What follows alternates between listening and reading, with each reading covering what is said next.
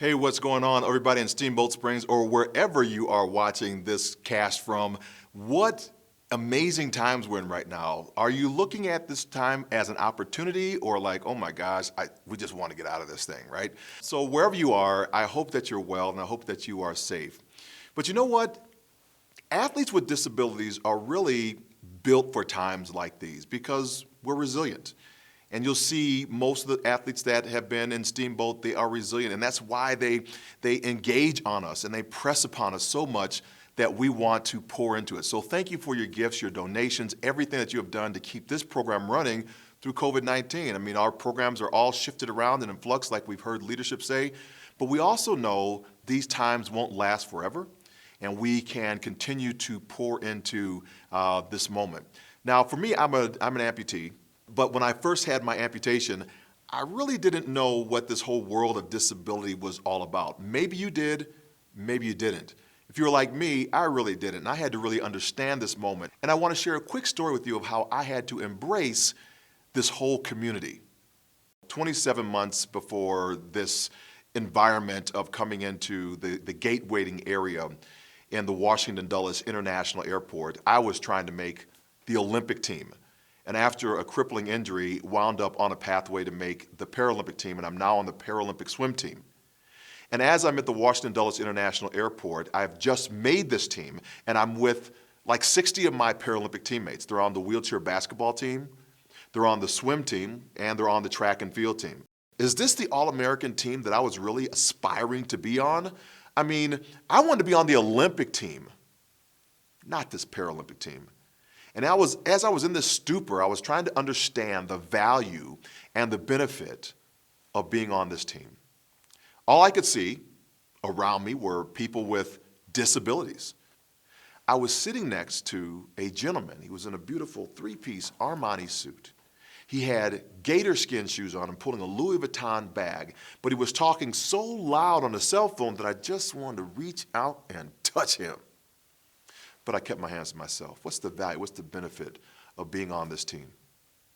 Well, the gate agent, she gets up to the lectern and she puts her hands on it, grabs the microphone and says, "Ladies and gentlemen, flight number 300 is now ready for passenger boarding. Will everyone who needs a little bit more time and assistance please get up and board the aircraft at this time?"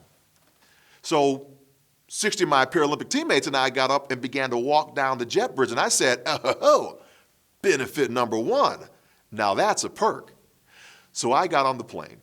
I went towards the back. My seat was 17F. I like the window seat. And on 17F, I'm sitting there and I'm watching this amazing spectacle of all of my teammates coming on board the aircraft. And I'm watching this, those that are in wheelchairs, they're being led on in aisle chairs. Those who have cerebral palsy, they're using the backs of the chairs to balance to get to their seats. Those who are blind, they're using their shoulders of the person that is in front of them to get to their seats. And then I see Tree. Now Tree is on the wheelchair basketball team. Tree is a bilateral amputee, meaning both legs are missing below his knees. As Tree is coming on board, he has those stilt legs on, which makes him about 6'6", but I get it. Tree can be a tree at 6'6" or a stump at 4'3", depending upon which legs he picks out of his closet in the morning time. So he gets on board the aircraft, ducks underneath the exit sign, stops at seat 7C, sits down, pops his artificial legs off, hands them to the flight attendant, who then places those legs in the overhead bin. But I get it. Benefit number two. More leg room. And so as Tree now is there in his seat, the flight attendant looks over at him and says, hey, Tree, can I help with anything else? Do you need more time? Do you need more assistance? And Tree says, "No, ma'am, I'm good, and I'm good." And off she walks back to the red curtains to bring all the tabs on board, TABS, temporarily able-bodied individuals. So all the tabs come on board the aircraft as she goes back there. But Tree, after she goes to the red carpet curtains, now being 4'3", he jumps up into a seat. He takes his long basketball arms and hoists himself up to the overhead bin. He climbs in, lays prone next to those legs, closes the bin door. I am back there in 17F, and I'm looking at Tree, And in this amazement, I catch eyes with Amy, my swim teammate. And Amy, she puts her head down, she twiddles her thumbs like they have done this 1,000 times before. So I'm up, I'm on edge. What's going to happen? Who's going to open that? What's going to happen? So all the tabs are coming on board the aircraft. Some are in the back of the plane. They're filling out side to side. And as it gets more and more full, have more anticipation of who's going to sit in that seat. And then we have our winner, Mr. Armani's suit. He's still pulling that Louis Vuitton bag. He's still talking really loud on his cell phone. He stops at seat 7C and recognizes that his ticket says 7B. He's in a middle seat. He screams something over the phone to whoever he's on with. And he understands and figures out that his attaché, that Louis Vuitton, will not fit underneath the seat back pocket in front of him. So he must go to the overhead bin where our friend Tree has been lying prone for the last 5 minutes. And when he goes to lift that latch, boom, out Tree pops. And Armani jumps a Carl Lewis long jump from the 7th row all the way back to the 17th row, slips on those gator skin shoes. I catch eyes back with Amy. Amy says, "Oh, that's pretty good, John. Last guy only made the row number 10. Now that is a new world record." And as Armani goes to pick all his stuff up, he goes back up to that 7th row where Tree is in that bin with his hand on his chin. His little nubby leg things are crossed. And he says, "I'm sorry, sir, but this overhead bin space has been filled."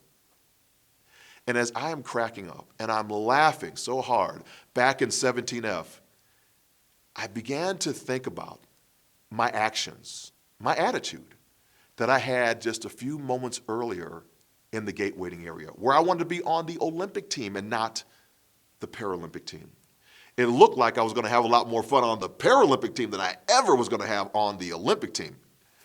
And I thought about that for a moment. And when you think about that story, what's going through your mind? Because what was going through my mind was Tree, the third lesson I was learning, was showing up as his full, authentic self, irrespective of how I was showing up for him.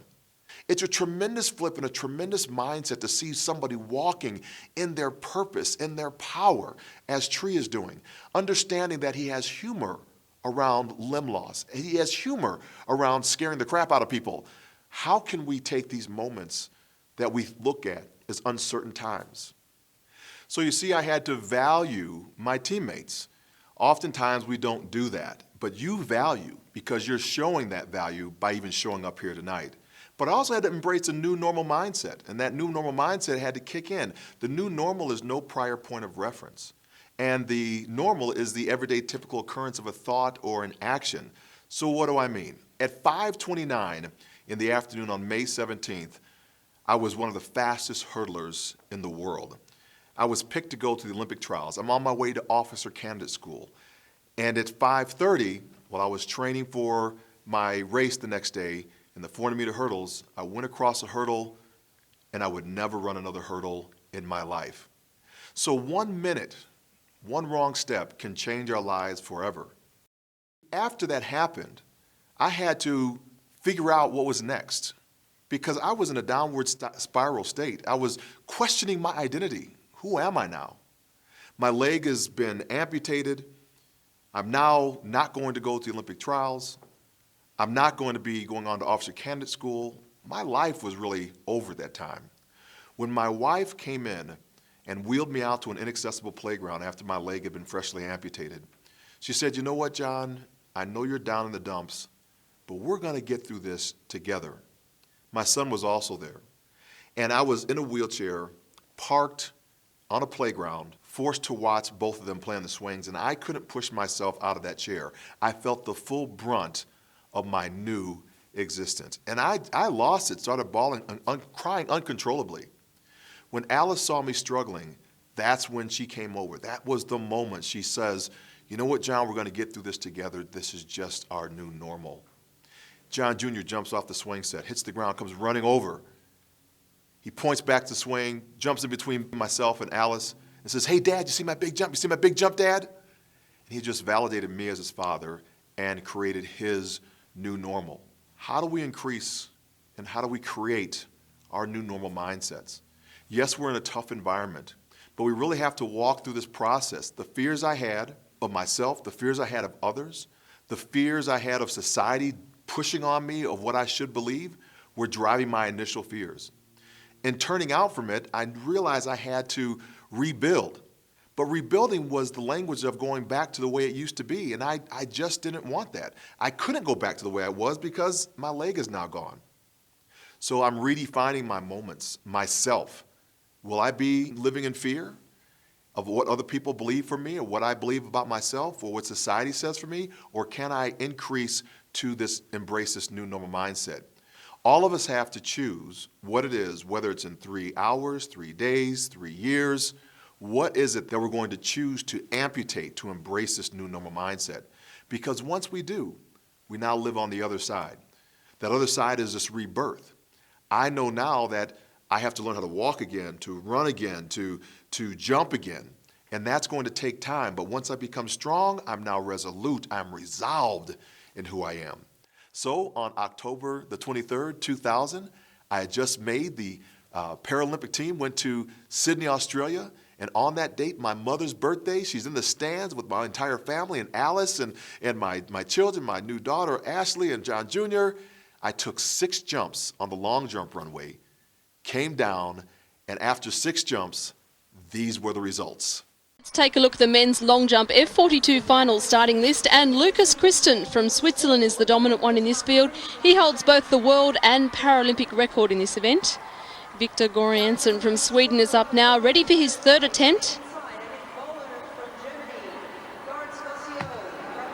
It's not a bad effort. He's pretty satisfied with it. 4.89. It's actually a season best for the Swede. Here's the man to beat. He is the world record holder, jumping 5.43 in 98 in Birmingham. Well, he's pleased the crowd. He's happy with that one. And so he should be. He's smashed his world mark with 5.57, a new world mark. Well, the pressure's really on now for John Register from the USA. 5.57, the mark to beat. Nice lead up, but it's short.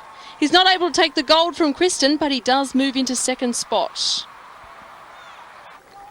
So here are the results of the men's long jump final. Gold to Christen, silver to Register, and Goriansen home with the bronze. You are the stars. You live in that resolve all the time, because when that cage opens up, that's your freedom. But you realize, each one of you realizes that it's not just for you alone, it's for you to liberate somebody else from their fears. It's about leaving that legacy, and that's what you do so well. We want you to take this message, not only inside a Steamboat. Who are your friends? Did you invite somebody to come with you today? Did you, or can you share this moment with somebody else that's around the world, of people that you have interacted with on an international basis? All these people, all these folks, all of you driving this one conversation of elevating to create other people to come to that resolve and pour into this community, Steamboat, all these kids, and elevating them and pouring into their lives so that they too can live more active and more fully. See you on the hill out there, and I'm especially coming back to Steamboat because I love that hamburger joint you have. I leave you with this thought. The next time you go to board an aircraft and you go to reach for that overhead bin, just be careful, because you never know what life's overhead bin has in store for you. See you later.